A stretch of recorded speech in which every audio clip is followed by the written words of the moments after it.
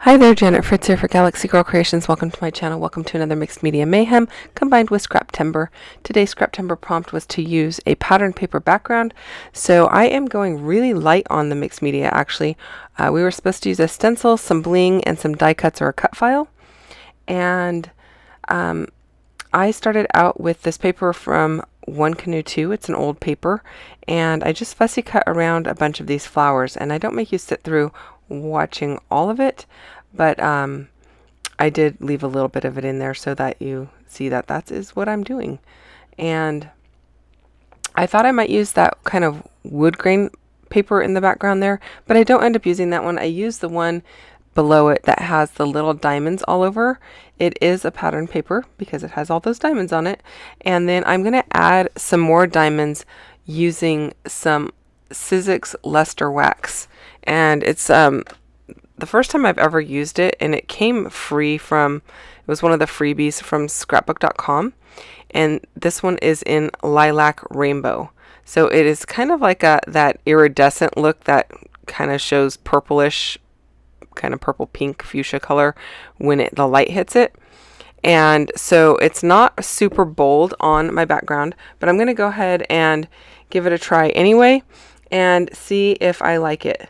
So I have this 12 by 12 diamond stencil, and I'm not sure where I got it from, honestly. So I apologize, I can't help you with that part, but it's been in my stash for a while now. And so I'm just doing a little test of applying that luster wax to a piece of the off-cut from that floral paper. And so I did that, and then I decided I liked it, and I'm going to go ahead and finish applying it. Now, I know you can hardly see it on the screen. You'll see it a little bit in the close-ups, and I do hold the whole thing up to the camera a lot closer at the very end so you can see it catch the light. And this is a very, very light application of mixed media, but it really does add to the layout, and it makes it look really cool. And sometimes that's all you need. You don't need you know, sprays and inks and modeling paste and all that good stuff. You just need something light to kind of just show it off a little bit, but without going really crazy. So I know you can kind of see the shadows a little bit there, and it's hard. It was really hard to see in that particular photograph. I didn't really catch the light quite right, but you will see it as when the video comes to a close.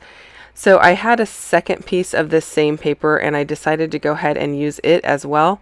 And I'm going to use it to back the entire thing. I am gutting it so that I have the centerpiece of it, because I want to back my photos with the centerpiece, and then I want to use the outside portion to frame the entire layout, because I just love doing that. So I think it just finishes things off really nicely, and you see it quite often on my channel. So that's nothing new there. I just use my ATG gun to go around the inside of that frame, and then I will go ahead and adhere the entire pattern paper to it. It looked like I didn't have one of the edges cut quite straight, so I went ahead and fixed that. And then I'm going to back the photos, and since I gutted the paper, it's not quite tall enough, but I'm just going to do a little surgery and cut a little piece off of the opposite side to kind of span the distance there. And once it's all put together, you can't tell because it's so little of a piece that is showing that it's not, you can't see the seam or anything. The three photos there are of my husband, myself, and my nephew. My nephew grew up around the corner from us, and he moved out to Chicago several years ago, and so we don't see him all that often, but when we were out in that area, we stopped and had lunch with him, which was really awesome.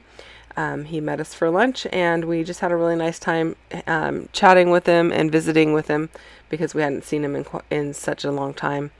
He usually comes out like once a year, and so it's been, I don't know, several months.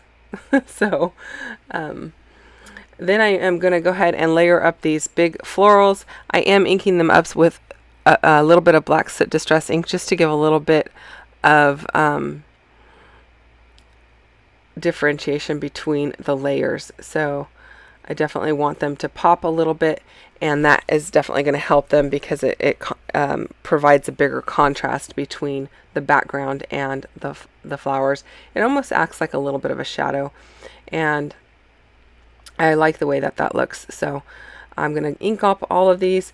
I don't know that I sit and make you, or I make you sit and watch all of that. I don't remember if I cut out some of that or not, but there's really not all that much left to do. It's just this one little sprig. I did cut out that other white one that you see on the left hand side, but I don't end up using it. So I cut that portion out of the video because it's not going to get used anyway. And then I was supposed to use some bling on this layout, so I had a bunch of random individual rhinestones. You see them to the right hand side scattered across the desk there. I'm going to add those over to the area with the florals. I am adding some foam tape underneath a bunch of them to make them pop and to again give a lot of texture to the layout and a little bit of lift to them so that they catch the light a little bit better. Don't forget to check out everyone else playing along with Mixed Media Mayhem. The list is down below of the people who play along regularly, and you can go and check out their channels for their videos and see what they did using this particular recipe. This recipe was from Laura over at City Scrapper, and so definitely go check her out because I'm curious to see what she did.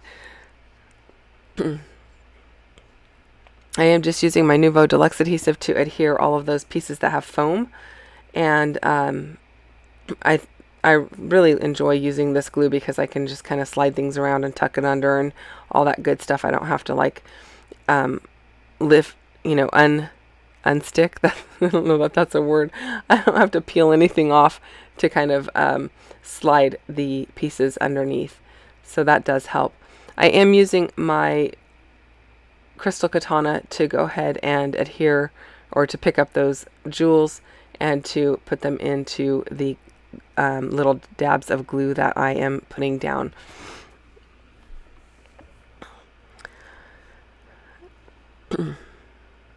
I just kind of scatter these around. They are in like 3 different sizes, I think 3 or 4, and I'm just kind of scattering them around amongst the leaves and the flowers just to kind of bring a little bit of extra shine. I do put 3 down in this bottom right hand corner.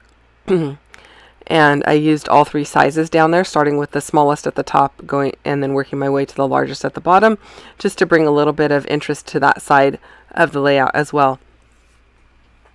I apologize, I'm still sick and trying to not cough during this video, so if there's pauses, that's probably why. Also why my voice sounds funny. So I'm going to go ahead and get that part done, and then I'm going to add my title. I am using this alphabet. I believe this is from Sizzix. I will put the links down below for you so that you can check that out. And I kind of like it. It's like a bit of a stylized alphabet, so it's not like, it is a block alphabet, but there are narrow parts of the letters and wider parts of the letters, which I think is really cool and different. So I'm doing something a little different and using that for my title. And my title is just going to be Lunch with Nate, and that is my nephew's name, Nathan. And so shout out to him. And I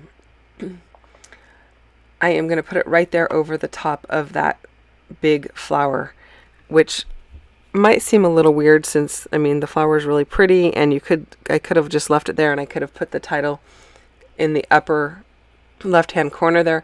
But I felt that would be a little bit too crowded on the layout overall. So I decided to go with putting it right on top of the flower. And I'm using the paper that I had cut to back the photographs. So just a little leftover piece.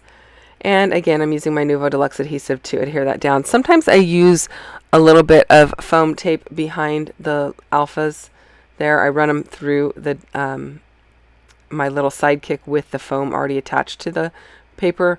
but I didn't do that this time because the flower already has foam under it, so I didn't want to make it even more dimensional than it already was. It's already got plenty of lift, and so I just decided to keep the alphas flat.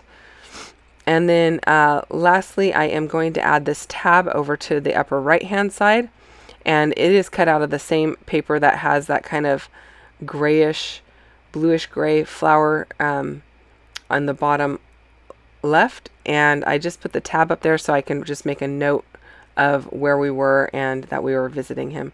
So there you can see a little bit of the